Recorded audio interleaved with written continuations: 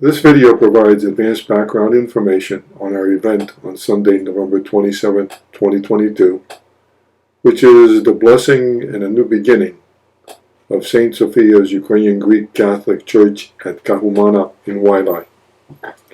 We are the Church Council of St. Sophia Ukrainian Greek Catholic Church.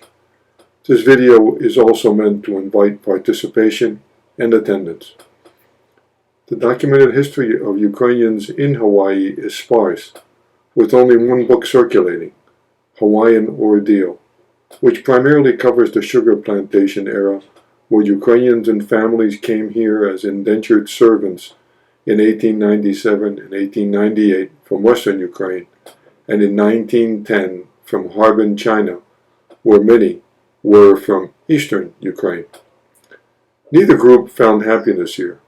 In fact, they rebelled, with over 100 incarcerated until they either returned to the cane fields or paid what, for that time, were substantial fines to get out of their contracts. Upon completion of their contracts, almost all the arrivals and their families departed for the mainland, with many emigrating to Canada. It wasn't until the latter half of the 20th century that an organized Ukrainian presence was established in Hawaii in the form of St. Sophia Ukrainian Greek Catholic Church.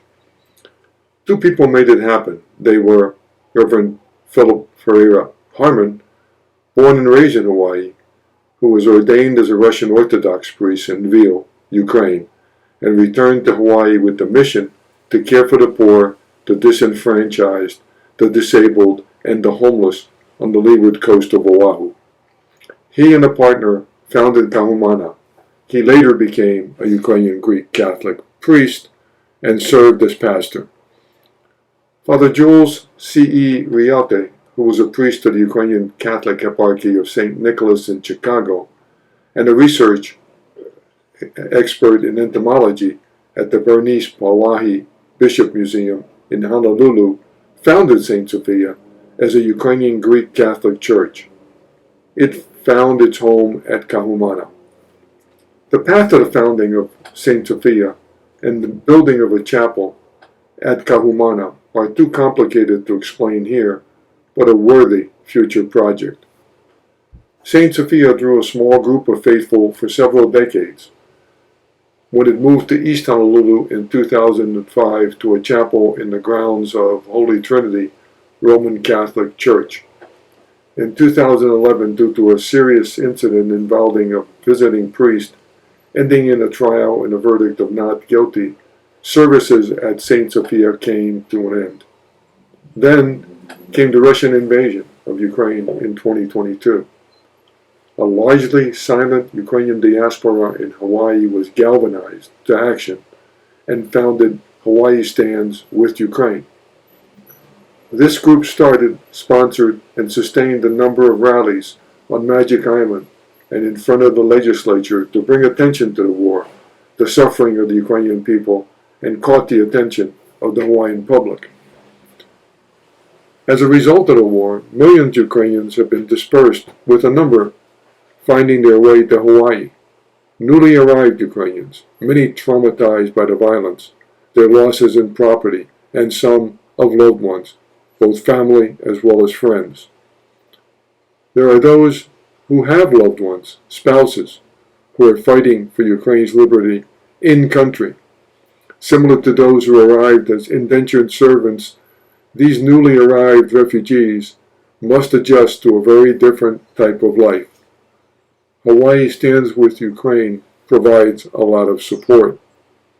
Given the circumstances of the war, prayer and fellowship are invaluable to that adjustment and the building of hope and maintaining the resolve to achieve victory. Traditionally, Ukrainian churches and religious organizations have been key elements in meeting the needs of Ukrainians in ordinary times, which were few and far in between, and especially in the many times of need. St. Sophia will expand the support to and for Ukrainians. One of the key people in St. Sophia's history, besides Father Phil Harmon and Father Rioti, is Abbot Father Damien, a Ukrainian monk who celebrated a wedding for a local couple in May of 2022 and was thereafter asked to celebrate a service in Waianae. There he was approached by a young Ukrainian couple about the possibilities for a church, and he took them to the chapel at Kahumana, largely abandoned. The experience was overwhelming. This young couple circulated a petition to the Ukrainian Greek Catholic Church Eparch of Chicago, who has ecclesiastical jurisdiction of Hawaii. The bishop, Benedict, agreed to come to evaluate Hawaii's needs, which has led to his upcoming visit to determine the type of support needed for St. Sophia as a mission within the Ukrainian Greek Catholic Church. In his visit, Bishop Benedict is being true to the vision that the UGCC has for the Church. The vision of the UGCC, as recently articulated by his Beatitude Sviatoslav, father and head of the Ukrainian Greek Catholic Church, go, without seeking honors and privileges, descend from our imaginary heights of being princes in order to serve modern man. This applies to bishops, priests, monks and nuns, and members of various church movements and lay communities. We need to get closer to the wounds of human beings, which are often filled with pain and blood. We must cleanse and heal these wounds. Given the existential threat that Ukraine faces today, his words are calling for the Ukrainian diaspora to provide St. Sophia as a key element of that vision in Hawaii, and for those who want a sanctuary in which to pray to a common God. St. Sophia is synergistic with an intrinsic part of the host organization, Kahumana, which is committed to a holistic approach to helping the homeless and impaired in Hawaii. St. Sophia provides a deep sense of spirituality for the Kahumana community. Members of the Church Council and volunteers have been engaged in preparing the site for the event with amazing progress and is getting ready for the arrival, services, and presence of Bishop Benedict and Abbot Father Damien and the Ukrainian community and supporters and those interested. Truly a historic event. Please support.